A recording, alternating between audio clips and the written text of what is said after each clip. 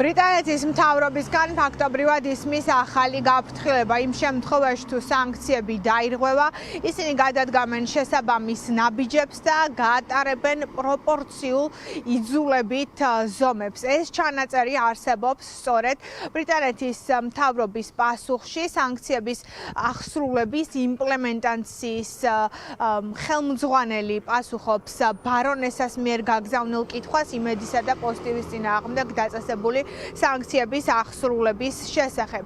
ორჯერ იყო კითხვა გაგზავნილი ამ საკითხზე, მათ შორის ბრიტანეთის პარლამენტის წევრებს აინტერესებდათ ის თუ რა გეგმა აქვს ბრიტანეთის მთავრობას, აპირებენ თუ არა შეხვდნენ ქართული საბანკო სექტორის და კომპანიების წარმომადგენლებს და აუხსნან როგორ უნდა მუშაობდეს სანქციები და რას გამოიწვევს ამ სანქციების დარღვევა. როგორც ირკვევა ლონდონის ბირჟაზე დალისტული ორი ბანკის წარმომადგენლებთან შეხვედრა ჯერჯერობით არ ყოფილა, თუმცა ძალიან ცხადია ბრიტანეთის პოზიცია თუ ვინმე გადაწყვეტს რომ სანქციები დაარღვიოს, მიიღებენ პასუხს და ეს არის სწორედ მეორადი სანქციები, რომელსაც ყველა დამრღვევი კომპანია და სუბიექტი უნდა ელოდეს.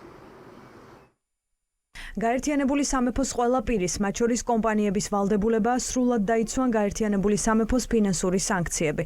ფინანსური სანქციების აღსრულების ოფისი როგორც წესი არ უწევს ინდივიდუალურ კონსულტაციებს დაწესებულებებს გაერთიანებული სამეფოს ფინანსური სანქციების შეუსრულებლობის შედეგებთან დაკავშირებით. ამჟამად არ არის დაგეგმილი არანაირი ღონისძიება ლონდონში არსებულ საქართველოს ბიზნეს წრეებსა და მის უდიდებულესობის ხაზინას შორის, რომელიც ეხება გაერთიანებული სამეფოს ფინანსურ სანქციებს. გაერთიანებული სამეფოს ყველა პირის, მათ შორის კომპანიების პასუხისმგებლობაა სრულად დაიცვან გაერთიანებული სამეფოს ფინანსური სანქციები. ფინანსური სანქციების აღსრულების ოფისი რეგულარულად თანამშრომლობს ინდუსტრიის წარმომადგენლებთან და აქვეყნებს ამომწურავ სახელმძღვანელო მითითებებს, რათა უზრუნველყოს ფინანსური სანქციების სწორად გაგება და ეფექტური დაცვა სხვადასხვა სექტორში. გაერთიანებული სამეფოს ფინანსური სანქციების დარღვევის გამოვლენის შემთხვევაში ფინანსური სანქციების აღსრულების ოფისი გაატარებს შესაბამის პროპორციულ იძულებით ღონისძიებებს.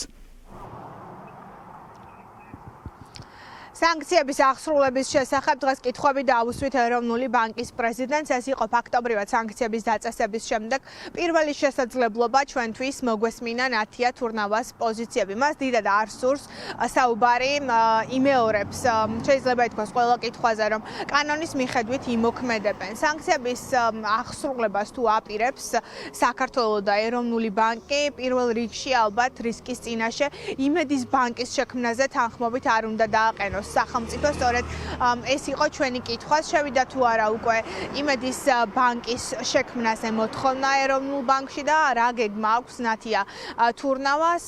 როგორც ირკვევა ჯერჯერობით განაცხადი არ ყოფილა, თუმცა თუ პირობებს დააკმაყოფილებენ, ეროვნული ბანკი მზად არის რომ გასცეს ნებართვა და ლიცენზია იმედის ბანკის შექმნაზე, მიუხედავად იმისა, რომ თავიდანვე ტელეკომპანიის განცხადებიდან ჩანდა, რომ მთავარი მიზანი ამ ბანკის შექმნის იქნება სანქციებისგან გადარჩენა.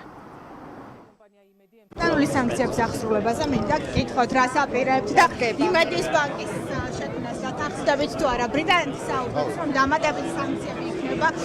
ამაზე გაცემული პასუხი. არა, რომ გვიპასუხოთ თქვენ როგორ აღასრულებთ იმედის ბანკზე რა გეგმა გაქვთ რა?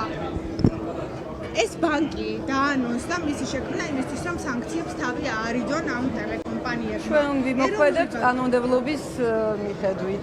ეროვნულმა ბანკმა თავის დროზე თქვა, რომ თუ დააკმაყოფილებენო ნებისმიერი განცხადებელი თუ აკმაყოფილებს კანონმდებლობას გაიცემა ლიცენზია. თუ არა სანქციების დარღვევისთვის შექმნილ ბანკზე ვსაუბრობ, ქალბატონო ნათია.